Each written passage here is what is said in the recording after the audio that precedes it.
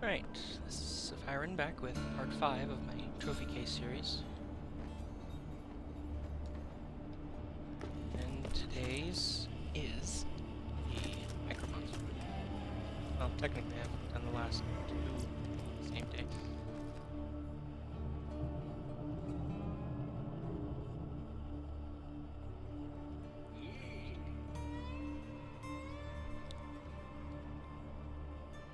Anyone watching these may have noticed that I'm not necessarily a practiced public speaker, so there are a lot of little pauses and lulls in my narration. As I was describing in my Siren video, my Mechromancer is my highest level character. That was because, based on experience, she is the best equipped character for the third playthrough, which she's actually in right now, which is why the contents of the shops will show level-appropriate weapons. Check back later to see my new weapon of the day. So, that said, it's still tough for her. Like this, coming up on the spot in Three Horns, where just before you activate the shops and the catch-a-ride station. Because that's the thing, she is very early in this playthrough. Coming up on that spot, there were, I want to say, 3 armored psychos and 2 badass nomads. And they killed me to, like, full-on killed me, not just bleed out in second wind. They full-on killed me probably 5 times. And that's with the robot tooling around. So, let's get to the trophy case. The item that's at the top of the list is the Sword Explosion. This is a torque shotgun that comes out of the Fantasy DLC. It's basically Torg butts in on the narration and says, you know, oh, this shotgun should throw swords, and that's basically what it does. So it's the, I mean, technically it's the experimental barrel. So it's experimental barrel on every weapon is what gives them the fancy feature, the Iridian feature. On the SMGs, it's the plasma caster. On the sniper rifles, the idea is that it turns them into a railgun, basically. On the rocket launchers, the Iridian thing for rocket launchers I never really liked. The restructuring slow hand. Now this came from this is also from the Torque DLC. When you're fighting Pyro Pete, like not his big mech, but when you're fighting, I'm pretty sure it's Pyro Pete. It's the guy who's kind of down in the sewers when you're on your way to rescue Moxie. When he's level appropriate, he can be a pretty hard fight. So this is a low level one. This was probably a grind fight where I went in and with a high level character and fought him when he was low level. And again, it's that Iridianized barrel. It's got a bayonet on it, which wouldn't make a lot of sense on a shotgun, but and it's one of those cases where the parts kind of clip together, and it's not the most natural looking thing, but it's part of the Moxie kit, which is why I'm happy to have it. Alright, Cruddy Dog. Again, this is another assassin mission payout from the Assassinate the Assassins, or again, you'd have a chance to get it when you play the Destruct Peak grinder gauntlet, and you fight those 4 assassins at the end of it. And that gives you another chance for them to drop their unique weapons. And this is the kept one, because specifically, Bandit, an easy way to know what barrel belongs to whom is just the number of barrels. The single barrel is Hyperion. 2 barrel, like a classic double barrel shotgun, is Jacob's. 3 is Bandit, 4 is Torg. So this one is as close to pure a Bandit shotgun as I've ever gotten for this type, for this flavor texted weapon. Bandit body, grip and stock on a shotgun are always the exact same manufacturer. So this is also the Bandit grip and stock, and then of course the Bandit barrel. The Bandit pump is something else. This is the Tediore pump. Again, Tediore is all really boxy stuff. This is the Triquetra, and a high-level one. Now, I think I've had a couple pure versions of it, and again, the grip and stock is always the same. This is the Torg grip stock. The Triquetra always has the Bandit barrel on it. You'll never see a non-Bandit barreled Triquetra. I believe that's also the Torg pump. Pretty sure it is. Triquetra is pound for pound when you get it. It's one of the best shotguns that you'll use in the game, because the damage output. You'll have an equal level shotgun that's also 3-barreled, that's also Jacob and 3-barreled, but you'll see this thing, even though its accuracy is not impressive, its combination of fire rate and damage makes it one of the best guns that you get, one of the best shotguns you'll get throughout the game. Miss Moxie's Heartbreaker. Now, I'm very happy with this one because it is almost entirely Hyperion pure. Body, barrel, grip stock. This is the Bandit pump. So if that dog shotgun had this pump on it, it would have been Bandit pure. Another very appropriate gun. Matter of fact, pretty much every shotgun, there's a couple that aren't, but pretty much every shotgun is incredibly practical, especially when it does elemental damage. This one pays out when you do the Caustic Caverns mission. Marcus sends you down there to find his chest. He's got some loot in there. You get down there, you discover what it is. Moxie gets on the radio with you and says, "Oh, bring those back to me and I'll give you a shotgun." What Marcus pays you out is the relic that accelerates the shop timer so that the shops reset faster. I've never seen any practical use to that relic, because for the amount of hours I put into the game, for the number of golden keys I've had, I virtually don't buy things out of the shop at this point. I'll buy on those super rare occasions where you see something orange in a shop, and I've only ever seen it in Hunter's Grotto. Well, the Torg DLCs, there's something orange in every Torg vendor, but that's meant to be that way, and you need the Torg tokens to buy it, not just money. The one time that I saw something orange in a regular gun or ammo vendor was an ammo vendor in Hunter's Grotto, and it was a grenade type. So I bought it. I said, yep, that is worth it, because it counts towards your Nothing Rhymes with Orange challenge. So yeah.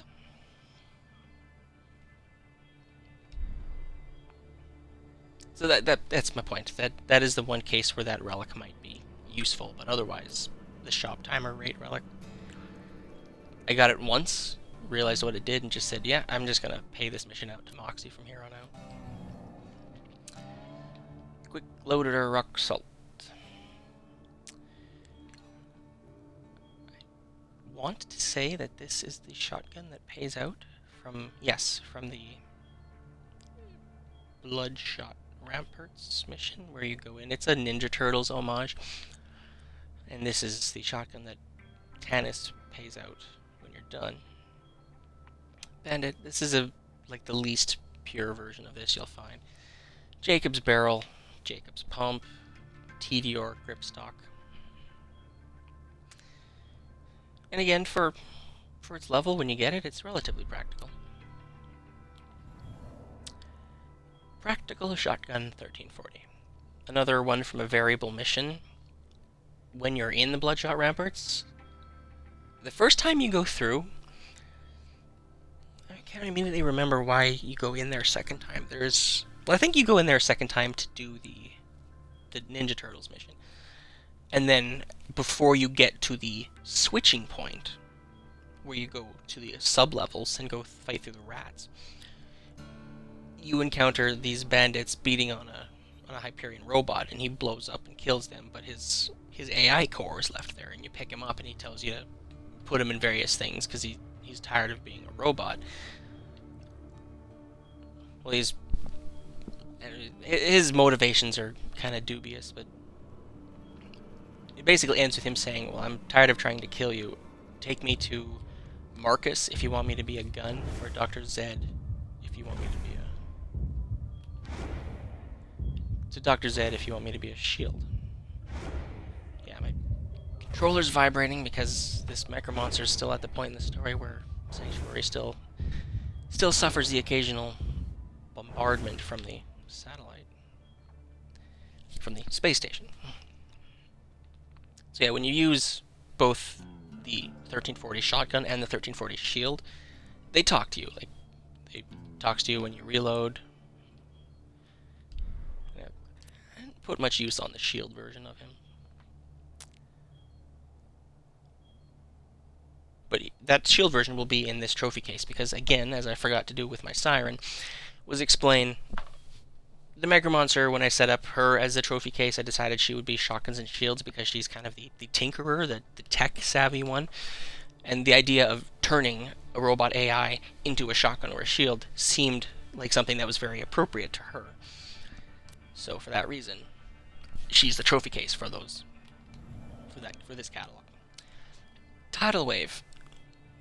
I think I've only chosen this payout twice. And again, another variable mission when you're in the Arid Nexus. You go looking for the blueprints, and this is a throwback to one of the shotguns that was in the first game. You go looking for blueprints to this weapon, and then Hyperion comes on the radio and says, "Should you return these, we'll give you this gun, but if you turn them into TK Baja's niece, she gives you the pistol, which is the Lady Fist, as seen in the Siren video." I didn't really discuss that aspect in that video, I should have. So, Jacob's body, barrel, Torg grip. This one has kind of a cohesive purity to it because it's again, Jacob's body and barrels, but then it's got the Torg pump and the Torg grip stock, so got a neat finish to it too, just the kind of aqua blue. Zapper Jolly Roger from the Pirate DLC. Now, technically, I think I did encounter a point where I had Captain Scarlet's Jolly Roger, but it wasn't as pure.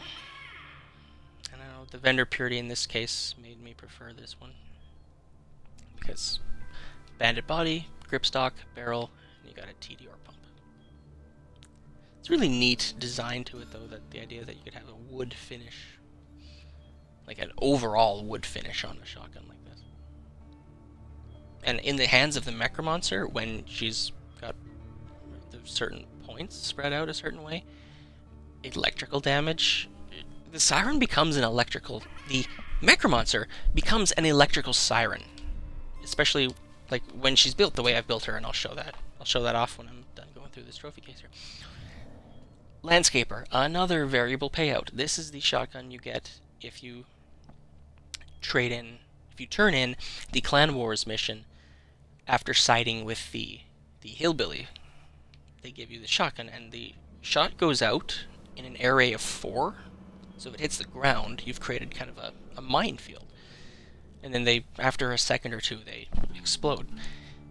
For that reason, the shotgun was never very useful, because it's meant to be more of an area of effect timed weapon.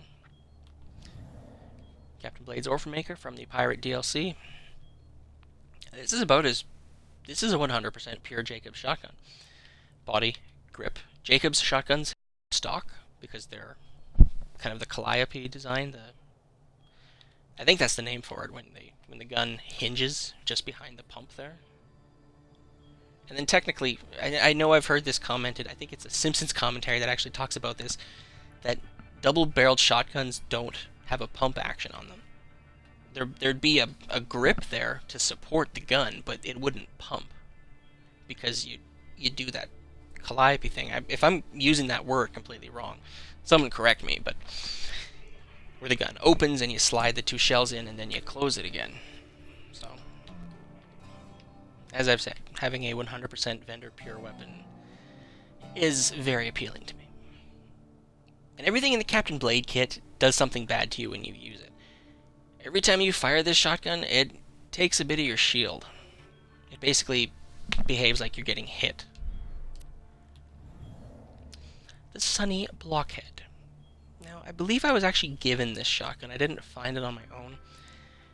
It's a TDR shotgun themed for Minecraft, and apparently it comes... I think the idea is that it does drop from... It's a rare drop from the creepers in the little Minecraft part of the Caustic Caverns. And there's a certain way to get there.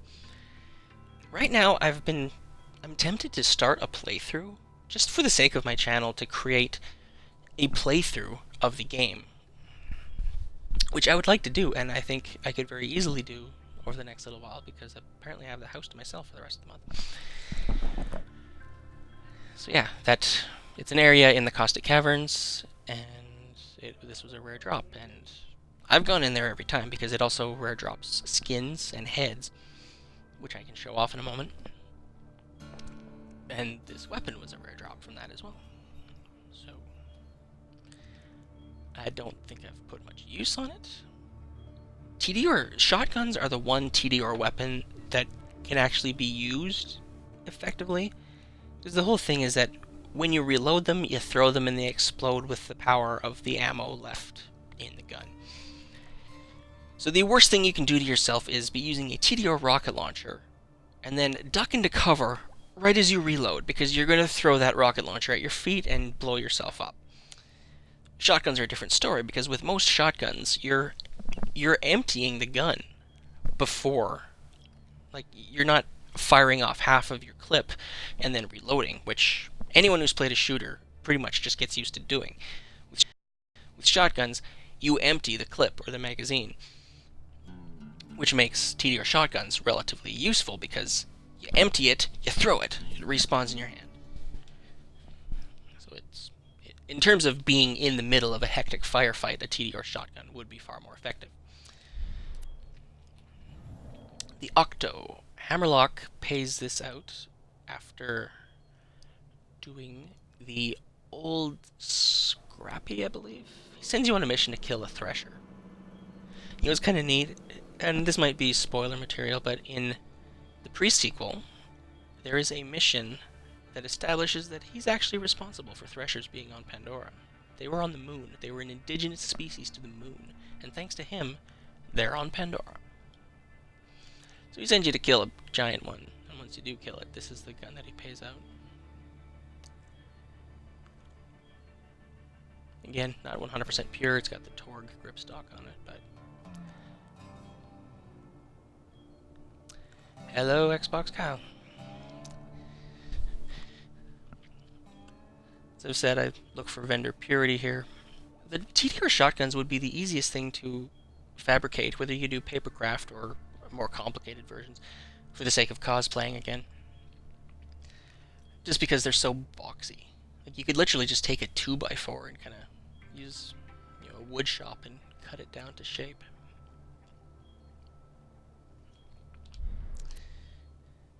Alright, so that is all of the shotguns. Now, my Mechromancer has a lower level legendary mod. This came out of the... I'm forgetting the names of certain maps here. The one where you go and meet Brick.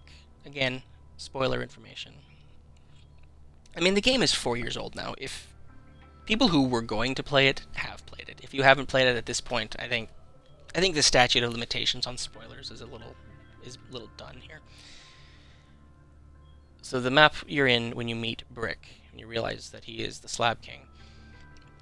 The lower area, there's a lower walkway, which is where you have to go and pay in Iridium to access Terramorphous. There's a couple guys to fight on the... 1,000 cuts, thank you, yes. Like 2 years ago, I could have given seminars on this game, because I've put that many hours into it, and I haven't been playing it in just long enough that I am starting to forget certain things. So yeah, in 1,000 cuts, the lower walkway area where you approach the payout point, the pay-in point, you put in Iridium and you activate Terramorphous.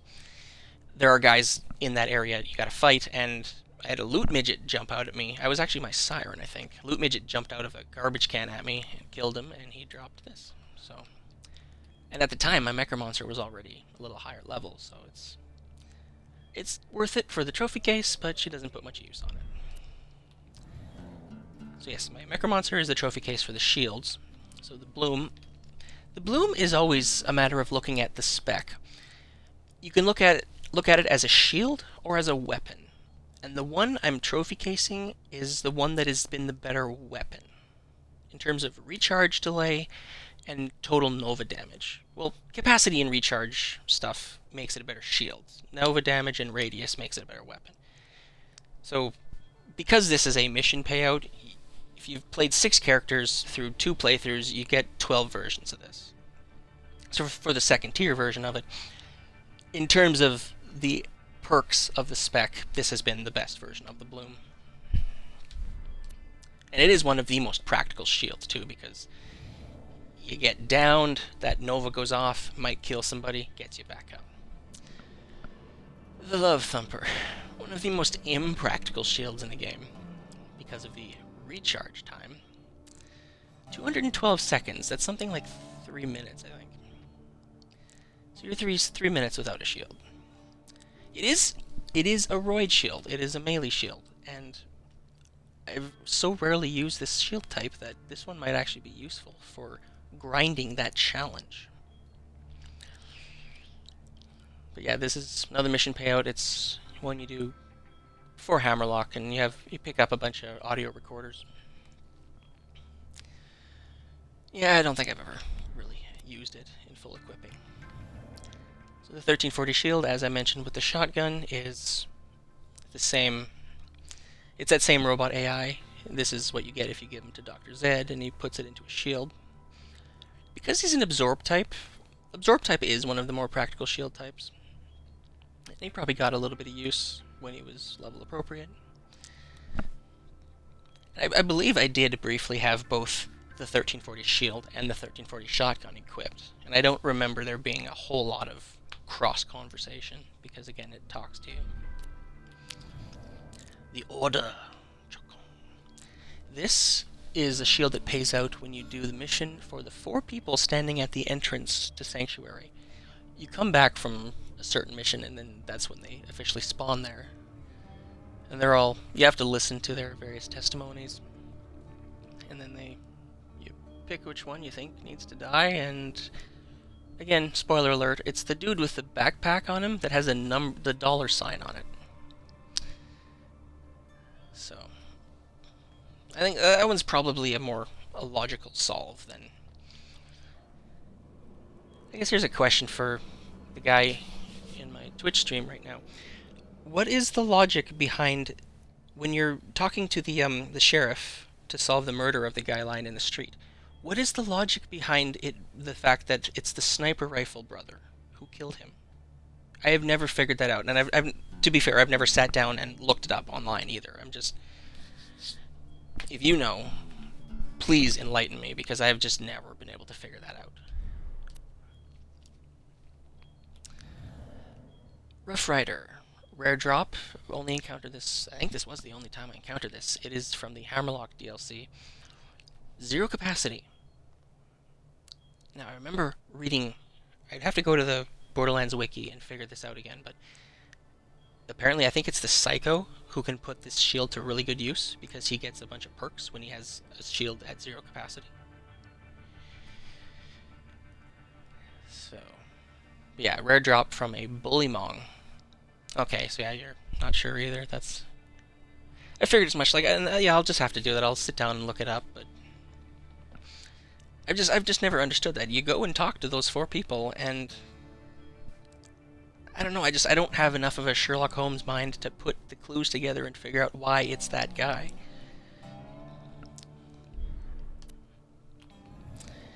The Aequitas.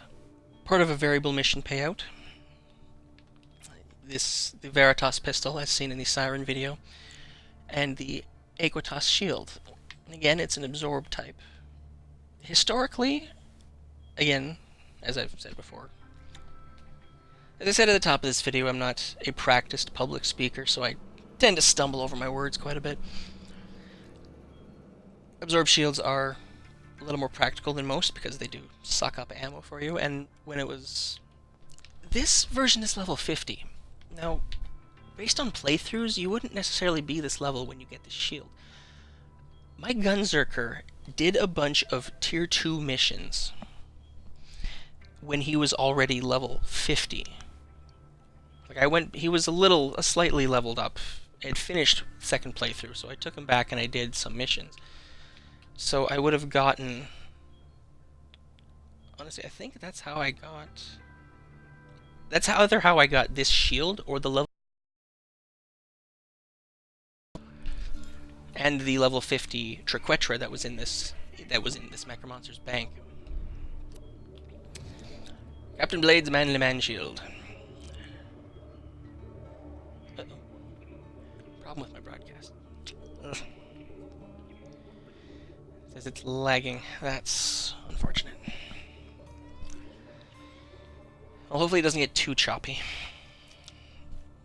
Captain Blade Shield that comes from the Pirate DLC. The Curse of the Elementals. I don't think I've ever put any extensive use on this shield, so I'm not terribly... I don't have a lot of familiarity with how it hurts you, but obviously I guess it... From the sound of that blue text, it probably suffers a lot more damage if you're getting hit by elemental attacks. She has one empty slot, which is rare. And as I've done with every other character, a quick run through what's equipped. Except for the Iron Sight, this is a pure Dal Varuk. And I am so happy about that. On top of which, this is an incredibly practical weapon. Shot splits into 3. When you're zoomed in, the bullets cone inward. This gun alone is half of the reason she's been able to make it basically 5 or 6 levels into the third playthrough. That and the grenade, which I will get to in a moment. Nice slagging sniper rifle, an electrical Hyperion pistol. Just zoom in on that. A pure, a 100% pure Maliwan sniper rifle does look really sexy. Plasma caster does fire damage. I don't know if Kyle watching here, I don't know if you're aware of that, but in third playthrough, every enemy is going to require slag to be killed. They are so difficult. That's why this character is my only character who has actually made it a certain distance into third playthrough. Cultured Shock Spike Shield. Because of her elemental perks, things like doing electrical damage to people causes them to burst into flame, increasing all shock and electrocute damage. That makes a spike shield very practical in her hands. On top of which, you couple that up with a really good zapper mod. And you boost it a bit with a shield boosty relic. This is one of 2 grenades, I probably talked about this in my commando video. One of 2 grenades that regenerates grenade ammo for you. This comes out of the Fantasy DLC. This one's the Lightning Bolt. It specifically does electrical damage. The other one is the Pork Chop Sandwich, and it does fire damage. This one doesn't throw like a grenade. I'm just going to go outside to demonstrate this. When you throw this one, it is a straight-on... Eat metal, Dad! Where is my... I guess that tells you how long it's been since I've played. I'm forgetting which controls the grenade. It throws out a lightning bolt. And yeah, for Kyle there, we should play some time. If you have a character that's around level 42, I could join you up with my Siren, because the save that I transferred up, as mentioned in my Siren video, hasn't finished second playthrough. So as you saw that there, that just regenerated grenades.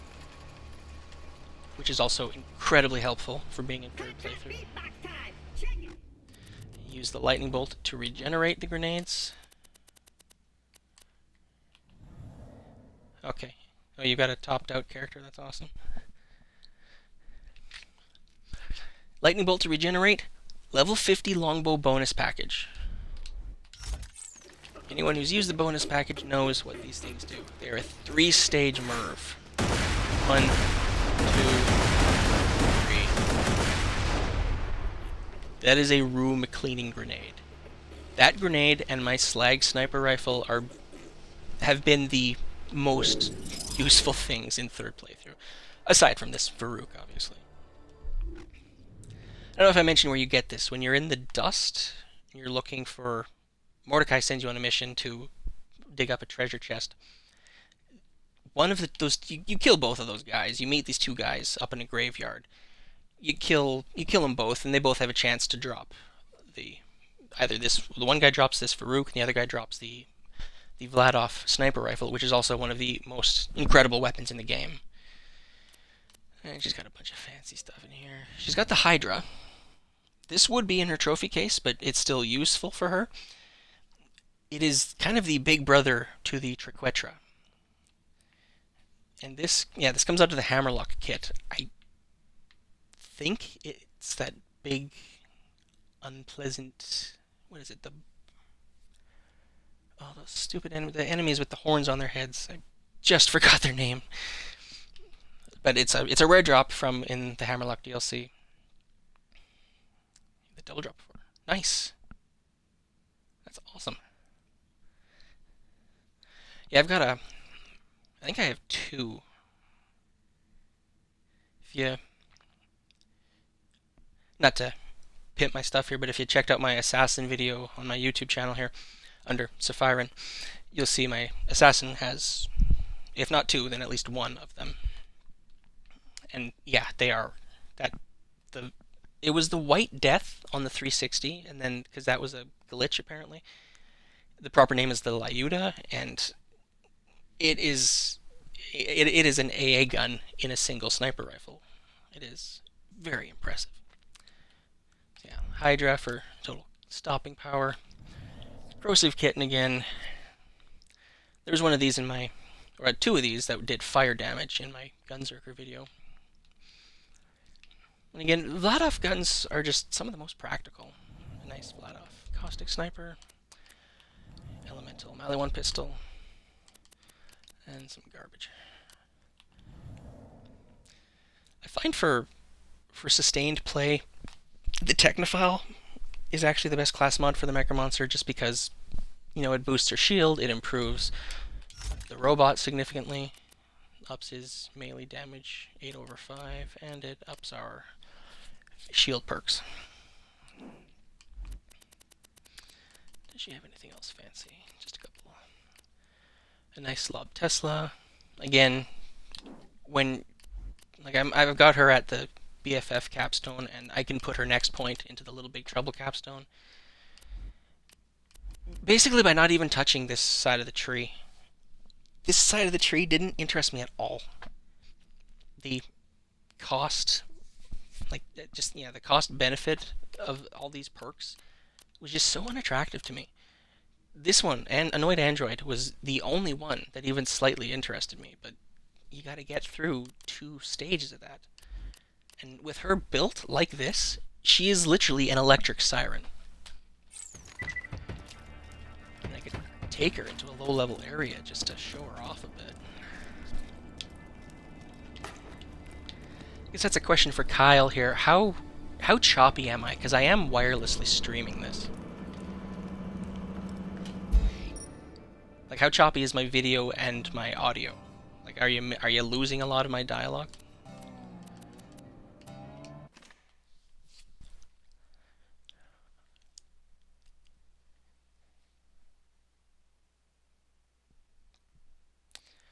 Loading time. A lot of my characters I tried to use Digistruct Peak or one of the DLCs just to get them a little bit of a level higher going into third play. A lot of them haven't made it farther than Southern Shelf. This Mechromancer is the only one who has.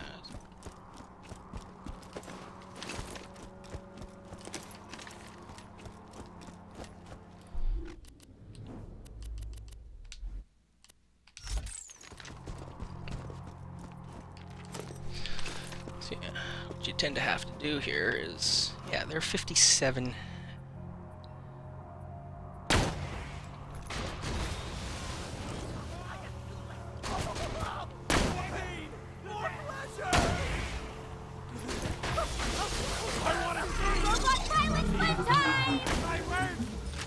Right in the face. I'm just here to kind of show off the workings of some of this stuff. What was I looking to show off? Maybe I'll...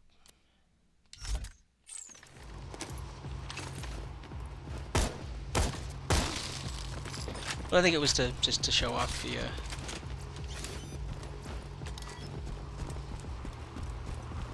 Wow, I'm losing my mind here. What did I even say I was coming here to show off? Just... I guess just her effectiveness as an electrical siren, which I guess would mean that she should be using electrical weapons. Yeah, in third playthrough, it's the armored psychos they're like the rabid skags. They just get up on you and they are such a pain.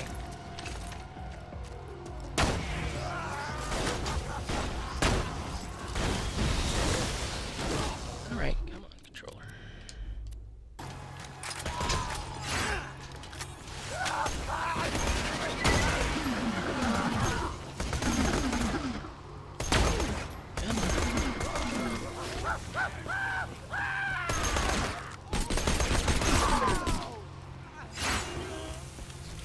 Nice, iridium. Well, what I mean specifically is You're bringing a tear to my eye. when you've built the Mechromancer like this, and you just have the mods that improve her electrical output, like the damage done by electricity and things like electrical burn, she is basically as good as a siren, but with electricity. Just the idea that, like I said earlier, she is one of the best equipped characters for third playthrough. And it's all because of bringing that... She is basically as good as a siren, but with electricity. Just the idea that, like I said earlier, she is one of the best equipped characters for third playthrough. And it's all because of bringing that second combatant to the battlefield. I mean, technically, the robot suffers the same weakness as Axton's turret. You get a badass nomad with a really powerful shotgun. That one salvo kills it.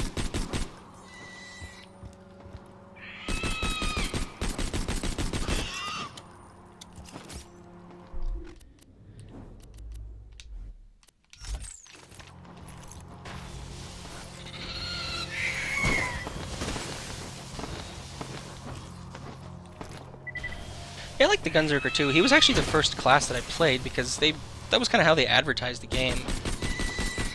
Like he was the press strategy. Like he was the character they used for the early reveal stuff. And that interested me. Brick, as an all melee specialist in the first game, wasn't most optimized. He was always kind of in harm's way. Like once you had him leveled up, he could do a good bit of damage, but Brick was also really difficult because of the... Once you put Elemental on his melee attack, you'd run in and start punching people, and you just have this cloud of fire, or electricity, or blast smoke that made it next to impossible to see.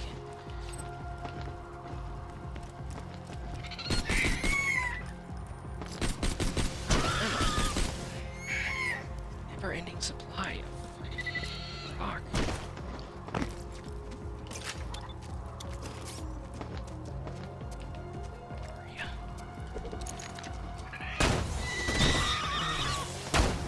So yeah, as you can see, I got that spike shield on me, so anytime I get hit, I'm doing damage to them.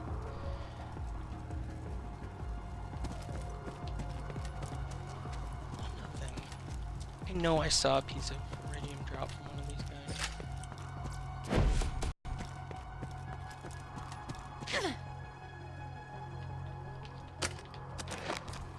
I think I was saying that in this video. Because of just how many golden keys have been given out to players since the game launched, I have a kit that is almost entirely, at this point, is entirely stuff that's either been just, you know, badass drops or has come out of the gold crate. So because of that, I really buy anything out of the shops anymore.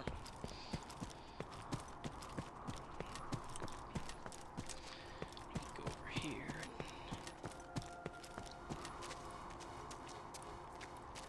Is there a guy up top? There's a very good chance that there's an armored maniac down in here.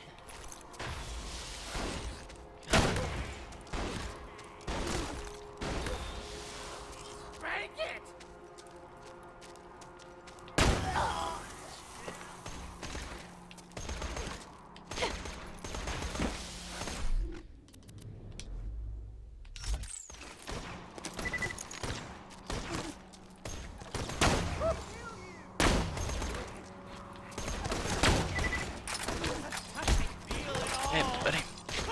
Back it up.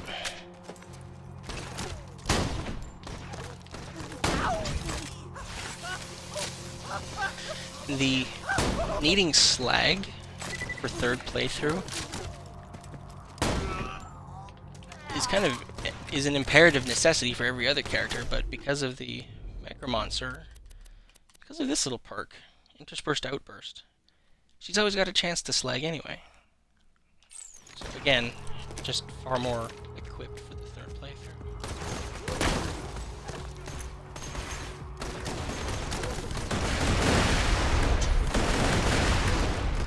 Top shelf.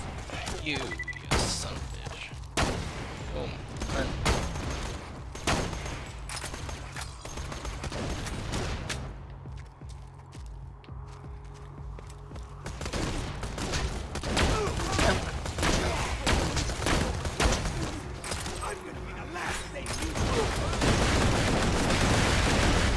See, it's a room cleaner.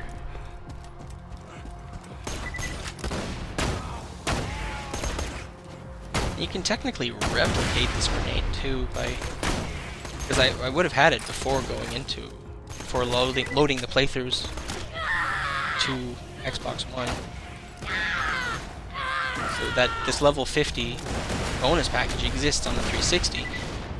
What I could have done is I could have put it in each character's kit before transferring the save up. Then every single one of the characters would have come into the Xbox One version with the bonus package.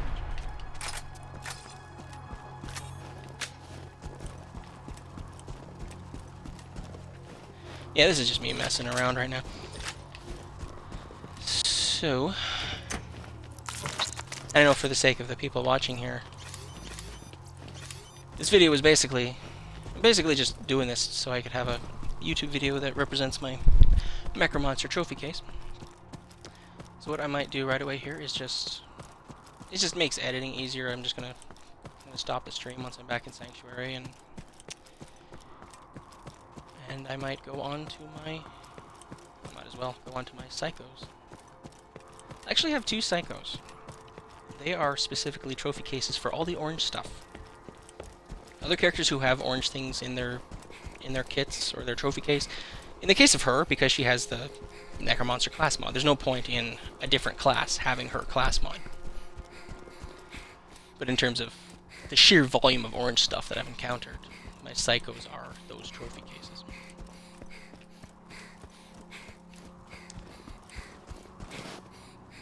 If there's one thing I don't like about the Mechromancer, it's the sheer amount of screaming, just the sounds of agony that they recorded for when she takes status effect damage.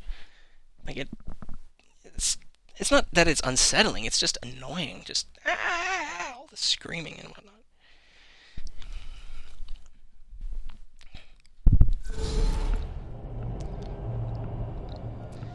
So yeah, for the sake of my viewers here, I will just let it be known that I am just going to stop the stream real quick, but I'm going to come back in my psycho. So I will be right back.